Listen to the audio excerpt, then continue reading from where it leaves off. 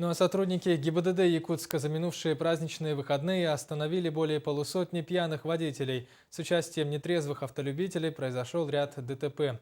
Горе-водители привлечены к ответственности. Цифры и факты собрал наш корреспондент Виталий Абрамов.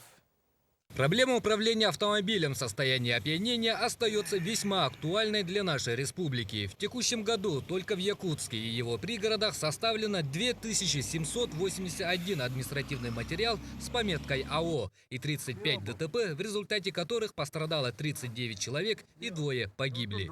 Исключением не стали и прошедшие выходные. В первый день месяца хмельной водитель Toyota Калдина выехал на встречку и протаранил Nissan X-Trail. В результате пассажир и водитель Toyota были доставлены в больницу. Несмотря на все усилия врачей, пассажир скончался. Водитель и пассажиры Ниссана, в том числе ребенок, также получили различные травмы, но следует отдельно отметить, что они были пристегнуты ремнями безопасности, а несовершеннолетний, благодаря своим родителям, позаботившимся о безопасности своего ребенка, находился в автокресле, что помогло избежать более серьезных травм. Виновник дорожно-транспортного происшествия находился в неадекватном состоянии. Алкотестер показал результат более 1 миллиграмма на литр крови. А можете рассказать, как все произошло?